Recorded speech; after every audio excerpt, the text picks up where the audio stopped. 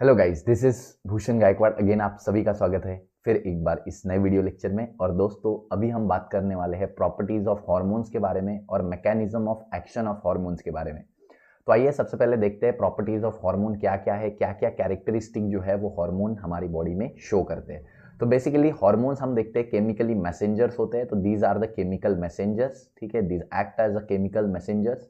हम देखते हैं दूसरा, these are very effective in the low concentration. तो बहुत ही कम कॉन्सेंट्रेशन में हार्मोन्स हमारे बॉडी में रिलीज होते हैं और ये हमारे बॉडी में सारे फंक्शंस को स्टिम्युलेट करते हैं, रेगुलेट करते हैं, ग्रोथ और डेवलपमेंट के लिए रिस्पॉन्सिबल होते हैं, ठीक है। So basically they are chemical messengers हम बोलते हैं और they effective in very low concentration, बहुत लो कॉन्सेंट्रेशन में वो इफेक्टिव होते हैं। तीसरा, this functions as a regulator that they inhibit और स्टिमुलेट और मॉडिफाई द स्पेसिफिक प्रोसेस। तो बेसिकली ये रेगुलेटर की तरह वर्क करते हैं जिसमें वो किसी प्रोसेस को ऑन या ऑफ कर सकते हैं। तो बेसिकली किसी प्रोसेस को इनिबिट कर सकते हैं, स्टॉप कर सकते हैं, किसी प्रोसेस को स्टिमुलेट कर सकते हैं या किसी प्रोसेस को मॉडिफाई कर सकते हैं। नेक्स्ट हम बोलते हैं fourth point, some hormones interact with receptor present on the plasma membrane of the target cell. तो कुछ हार्मोन्स जो होते हैं वो प्लाज्मा मेम्ब्रेन पे जो रिसेप्टर होते हैं उसके साथ इंटरैक्ट करते हैं और अपना जो सिग्नल है, केमिकल सिग्नल, वो ट्रांसपोर्ट करते हैं, ठीक है। तो बेसिकली जैसे कुछ पेप्टाइड हार्मोन्स अगर हम देखते हैं, पेप्टाइड हार्मोन्स, अमाइंस हार्मोन्स और प्रोटीन हार्मोन्स हमने देखा। तो ये हार्मोन्स जो होते हैं वो लिपिड सॉल्युबल नहीं होते, मतलब ये लिपिड की प्लाज्मा मेम्ब्रेन को क्रॉस नहीं कर सकते। तो ये प्लाज्मा मेम्ब्रेन के ऊपर जो रिसेप्टर होते हैं इस पे स्टिक हो जाते हैं। फॉर एग्जाम्पल हम डायग्राम में देखते हैं, अगर ये प्लाज्मा मेम्ब्रेन है किसी सेल की और ये प्लाज्मा मेम्ब्रेन पे रिसेप्टर है, मान लेते हैं दीज आर द रिसेप्टर, ठीक है। सो हार्मोन हम देखते हैं रिसेप्टर पे आके बाइंड हो जाता है। This hormone comes and binds at the receptors of the plasma membrane. तो ये हार्मोन जो है ये प्लाज्मा मेम्ब्रेन के रिसेप्टर पे आके बाइंड होता है, ठीक है। और इस तरीके से हार्मोन जो है अपना एक्शन शो करते हैं, ठीक है। जो पेप्टाइड हार्मोन होते हैं, अमाइन हार्मोन होते हैं और प्रोटीन हार्मोन्स होते हैं, दे can not pass the plasma membrane, so they bind with the receptor present on the plasma membrane. तो प्लाज्मा मेम्ब्रेन पे जो भी रिसेप्टर्स होते हैं उनके साथ वो क्या करते हैं, बाइंडिंग करते हैं, ठीक है। नेक्स्ट हम बात करते हैं यहाँ पे दूसरा चीज जो कि हम देखते हैं next, some hormones enter the nucleus to interact with genes. तो कुछ हॉर्मोन्स जैसे स्टेरॉइड हॉर्मोन्स हम बात करते हैं, तो स्टेरॉइड हार्मोन प्लाज्मा मेम्ब्रेन को इजीली ब्रेक करके अंदर जा सकते हैं, ठीक है, प्लाज्मा मेम्ब्रेन से पास हो सकते हैं because they are the lipid soluble. तो ये जो स्टेरॉइड हार्मोन्स होते हैं ये लिपिड सॉल्युबल होते हैं, प्लाज्मा मेम्ब्रेन को पास करके या प्लाज्मा मेम्ब्रेन में सॉल्युबलाइज होके वो इजीली न्यूक्लियस तक पहुंच सकते हैं। और जब वो न्यूक्लियस तक पहुंचते हैं तो न्यूक्लियस के अंदर वो डीएनए के साथ यानी जीन्स के साथ को इंटरैक्ट करते हैं। They interact with the genes, they interact with the DNA, ठीक है। नेक्स्ट हम बात करते हैं इसमें हाइपर सिक्रीशन और hypo secretion of hormones lead to various disorder. किसी भी हार्मोन का या कोई भी केमिकल हमारे बॉडी में एक लिमिटेड क्वांटिटी में चाहिए। अगर उसकी क्वांटिटी बहुत ज़्यादा कम होती है तो उसके भी कुछ इफेक्ट्स, कुछ ड्रॉबैक्स हमारे बॉडी पे होंगे। अगर वो बहुत ज़्यादा सिक्रेट हो जाता है उसके भी कुछ इफेक्ट्स, कुछ ड्रॉबैक हमारे बॉडी पे होंगे। तो बेसिकली हम देखते हैं हार्मोन्स का ना हाइपो सिक्रीशन ज़्यादा सही है ना हाइपर सिक्रीशन सही है। तो और हार्मोन जो है उसका एक लिमिटेड अमाउंट में होना जरूरी है। तो हाइपो सिक्रीशन की वजह से भी कुछ डिसऑर्डर्स हो सकते हैं और हाइपर सिक्रीशन की वजह से भी कुछ डिसऑर्डर्स हो सकते हैं। तो बेसिकली यहाँ पे हमने देखा कि हार्मोन एक केमिकल मैसेंजर की तरह हमारे बॉडी में एक्ट करते हैं। हार्मोन बहुत इफेक्टिव होते हैं लो कॉन्सेंट्रेशन में। हार्मोन एक रेगुलेटर की तरह फंक्शन करते हैं जिसमें वो चीज़ों को इनिबिट करते हैं, मॉडिफाई करते हैं या स्टिमुलेट करते हैं, ठीक है। हार्मोन्स हम देखते हैं डायरेक्टली प्लाज्मा मेम्ब्रेन के रिसेप्टर पे इंटरैक्ट कर सकते हैं या कुछ हार्मोन हम देखते हैं कि डायरेक्ट न्यूक्लियस में जीन्स के साथ इंटरैक्ट कर सकते हैं। हाइपर सिक्रीशन, हाइपो सिक्रीशन दोनों ही हम देखते हैं हमारे लिए डिसऑर्डर कॉज कर सकते हैं, ठीक है। और हार्मोन्स हम देखते हैं मेटाबोलाइज हो जाते हैं, यानी वो हम देखते हैं ब्रेक डाउन हो जाते हैं after their effect, after their function. तो इसीलिए हार्मोन्स रीयूज नहीं हो सकते, they can not be reused. And last point हम देखते हैं hormones are regulated by positive और नेगेटिव फीडबैक मैकेनिज्म। तो हार्मोन की जब जरूरत होती है तो वो पॉजिटिव मैकेनिज्म की तरफ, पॉजिटिव फीडबैक मैकेनिज्म की वजह से हमारे ऑर्गन्स पे एक्ट करता है, स्टिमुलेट करता है। जब इसका फंक्शन कंप्लीट हो जाता है तो एक नेगेटिव फीडबैक के वजह से वो हार्मोन का जो भी सिक्रीशन होता है वो स्टॉप हो जाता है। उसको हम डिटेल में जब आगे हम पढ़ेंगे तो समझेंगे। कभी भी हार्मोन जो है वो पहले पॉजिटिव फीडबैक यानी उसकी ज़रूरत होती है इसलिए वो सिक्रीट होता है, और जब उसकी ज़रूरत खत्म हो जाती है, जब हार्मोन्स का फंक्शन कंप्लीट हो गया तो एक नेगेटिव फीडबैक जाता है उस ऑर्गन के पास जो ऑर्गन वो हार्मोन सिक्रीट कर रहा है, तो वो हार्मोन सिक्रीट होना बंद हो जाता है। फॉर एग्जाम्पल हम बोलते हैं पिट्यूटरी ग्लैंड हमारा एक ल्यूटिनाइजिंग हार्मोन सिक्रेट करता है जो ओव्यूलेशन कॉज करता है। तो जैसे ही ओव्यूलेशन हो जाता है मेंस्ट्रुअल साइकिल में, एग रिलीज हो जाता है, मतलब ल्यूटिनाइजिंग हार्मोन का काम खत्म हो गया, तो एक नेगेटिव फीडबैक पिट्यूटरी के पास जाता है और ल्यूटिनाइजिंग हार्मोन का सिक्रीशन बंद हो जाता है। तो ऐसे पॉजिटिव और नेगेटिव फीडबैक की वजह से हार्मोन्स का सिक्रीशन होता है। तो बेसिकली ये हमने देखा प्रॉपर्टीज ऑफ हार्मोन्स के बारे में। तो हार्मोन्स बेसिकली केमिकल नेचर के होते हैं, बोला हमने। हार्मोन्स केमिकल मैसेंजर होते हैं, they are effective in very low concentration, functions as a regulator, some interact with the plasma membrane receptors, some go inside the nucleus and interact with the genes। ठीक है, hyper hypo secretion दोनों ही, these are leading to disorders. इसके अलावा metabolise हो जाते हैं after their function, so they can not be reused and they are active और दे फंक्शन बाय पॉजिटिव और नेगेटिव फीडबैक मैकेनिज्म। ठीक है, अब मैकेनिज्म ऑफ हार्मोन एक्शन हम पढ़ते हैं यहाँ पे। हार्मोन एक्शन का मैकेनिज्म क्या होता है, किस तरीके से हार्मोन्स जो है वो अपनी एक्शन शो करते हैं। तो hormones are released in a very small quantity, जैसे हम बोल रहे हैं हार्मोन्स बहुत ही स्मॉल क्वांटिटी में रिलीज होते हैं। ठीक है, और वो अपने इफेक्ट प्रोड्यूस करते हैं टारगेट ऑर्गन पे या टारगेट सेल पे bye binding the hormone receptor. तो हर हार्मोन के लिए उसका रिसेप्टर स्पेसिफिक होता है। हम देख रहे हैं कोई भी हार्मोन किसी भी रिसेप्टर पे बाइंड नहीं हो सकता। जैसे ल्यूटिनाइजिंग हार्मोन का हमने अभी एग्जांपल देखा, अगर पिट्यूटरी ग्लैंड से ल्यूटिनाइजिंग हार्मोन सिक्रीट हो रहा है तो वो बॉडी में कहीं पे बाइंड नहीं होगा सिवाय ओवरी के सेल्स पे। तो वो ओवरी के सेल्स पे ही बाइंड होगा जो ओव्यूलेशन कॉज करेगा। तो hormones are very specific for their receptor, तो वो अपने रिसेप्टर पे ही जाके बाइंड होते हैं। ठीक है, तो हार्मोन हम देखते हैं बहुत स्मॉल क्वांटिटी में रिलीज होते हैं और अपने पर्टिकुलर हार्मोन रिसेप्टर के साथ वो बाइंड होते हैं। Hormone receptor may be on the same cell membrane और मे बी इंट्रासेल्युलर। तो हार्मोन रिसेप्टर जो है वो हम देखते हैं सेल मेम्ब्रेन पे फॉर्म हो सकता है अगर पेप्टाइड हार्मोन है तो, अगर स्टेरॉइड हार्मोन है तो वो न्यूक्लियस में जा सकता है, यानी बेसिकली सेल मेम्ब्रेन के अंदर यानी सेल के अंदर जा सकता है। तो हमने देखा दो टाइप के हार्मोन होते हैं, पेप्टाइड हार्मोन, प्रोटीन हार्मोन जिनको हम बोलते हैं, जो प्लाज्मा मेम्ब्रेन के ऊपर जो रिसेप्टर होते हैं उनके साथ बाइंड करते हैं। और दूसरे हार्मोन हमने देखा that is the steroid hormone, जो कि प्लाज्मा मेम्ब्रेन को क्रॉस करते हैं, सॉल्युबल होते हैं प्लाज्मा मेम्ब्रेन में, और सॉल्युबल होने के बाद प्लाज्मा मेम्ब्रेन के अंदर जाके वो हार्मोन्स जो है वो हार्मोन रिसेप्टर कॉम्प्लेक्स फॉर्म करते हैं और हमारे जीन्स के साथ इंटरेक्ट करते हैं। तो आइए अभी देखते हैं किस तरीके से हार्मोन्स का मैकेनिज्म ऑफ एक्शन शो होता है। तो सबसे पहले हम देखते हैं mode of hormone action through the membrane receptor. Membrane receptor यानी जो हार्मोन प्लाज्मा मेम्ब्रेन को क्रॉस नहीं कर सकते। ठीक है, तो जो हार्मोन प्लाज्मा मेम्ब्रेन के ऊपर जो रिसेप्टर होते हैं उनके साथ बाइंड करके अपना एक्शन शो करते हैं, ठीक है, मोड ऑफ एक्शन शो करते हैं, तो उन हार्मोन्स के बारे में हम जानते हैं। तो हमें पता है दीज आर सम हार्मोन्स जैसे कैटेकोलोमाइंस, पेप्टाइड्स, पॉलीपेप्टाइड या प्रोटीन हार्मोन्स। ठीक है, पेप्टाइड हार्मोन, प्रोटीन हार्मोन, कैटेकोलोमाइंस या अमाइन हार्मोन हम बोलते हैं। तो ये सारे हार्मोन्स जो है they are not lipid soluble, ये लिपिड सॉल्युबल नहीं है, जिसके वजह से they can not enter the target cell. तो टारगेट सेल के अंदर ये एंटर नहीं कर सकते बेसिकली, तो वो प्लाज्मा मेम्ब्रेन के ऊपर जो रिसेप्टर होते हैं उसी के साथ बाइंड होते हैं सिंपली। ठीक है, तो नॉन स्टेरॉइडल हार्मोन होते हैं ये, मतलब स्टेरॉइडल हार्मोन नहीं है ये, लिपिड सॉल्युबल हार्मोन नहीं है, तो they are basically water soluble.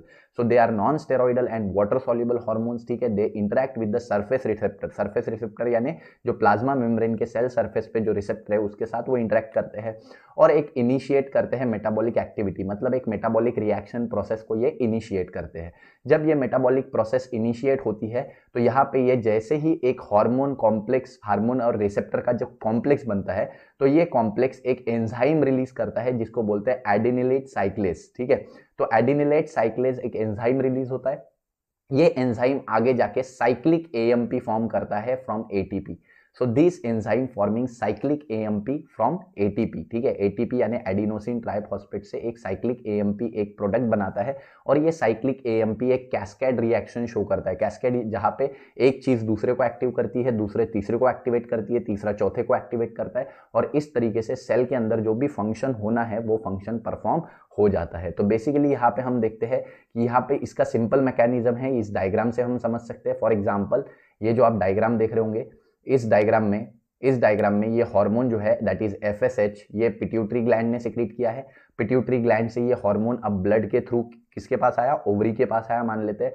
तो ओवरी में ये सेल के अंदर नहीं जा सकता, तो सेल के मेम्ब्रेन पे ये जो हमारी प्लाज्मा मेम्ब्रेन है, इस प्लाज्मा मेम्ब्रेन के ऊपर ये जो रिसेप्टर है ये इस रिसेप्टर के साथ बाइंड हो रहा है। ठीक है, और रिसेप्टर के साथ बाइंड होने के बाद ये जैसे ही रिसेप्टर के साथ बाइंड हो रहा है that is hormone receptor complex form हो रहा है, वैसे ही ये एक साइक्लिक एडिनिलेज नाम की एक एंजाइम है ठीक है, तो ये सिक्रीट कर रहा है एडिनिलेट साइक्लेस, और ये एंजाइम जो है आगे जाके साइक्लिक एएमपी को जो है फॉर्म करवा रहा है।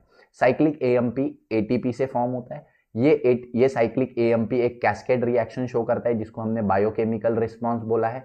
तो एक कैस्केड रिएक्शन जिसमें एक चीज दूसरे को एक्टिवेट करती है, दूसरी तीसरी को एक्टिवेट करती है, और फाइनली एक फिजियोलॉजिकल रिस्पॉन्स हमें देखने को मिलता है जिसमें हम देखते हैं कि ओवरी के जो ओवेरियन फॉलिकल होते हैं, प्राइमरी oocyte, सेकेंडरी oocyte, ठीक है, मैच्योर ग्राफाइन फॉलिकल, तो ये डेवलप होते हैं, मतलब ओवेरियन ग्रोथ होती है। ठीक है, तो बेसिकली इस तरीके से हम देखते हैं मैसेज जो है, प्राइमरी मैसेंजर कौन है यहाँ पे, हार्मोन। हार्मोन अपना पहला मैसेज लेके आ रहा है।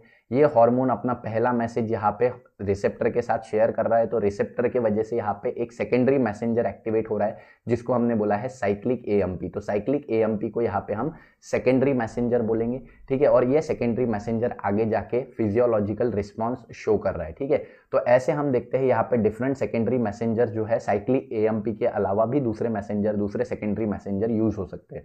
तो यहाँ पे जैसे कि हमने देखा, the primary messenger, the first messenger was hormone, hormone acts as the first messenger लिखा है। ठीक है, दूसरा हम देखते हैं cyclic AMP is the second messenger. ठीक है, और other kind of second messengers are also present like calcium, like cyclic GMP, like inositol triphosphate. ठीक है, और आयोनोसिटॉल ट्राइफॉस्फेट इसको बोला जाता है। तो ये जो है ये भी हम देखते हैं सेकेंडरी मैसेंजर की तरफ वर्क करते हैं। तो ये भी क्वेश्चन नीट में, एमएसटी सीईटी में पूछे जाते हैं, that are what are different secondary messenger responsible for cell signalling. ठीक है, नेक्स्ट हम बात करते हैं यहाँ पे hormone action through intracellular receptor. अभी तो हमने देख लिया कि जो पेप्टाइड हार्मोन होते हैं या जो अमाइंस हार्मोन होते हैं वो किस तरीके से एक्शन शो करते हैं।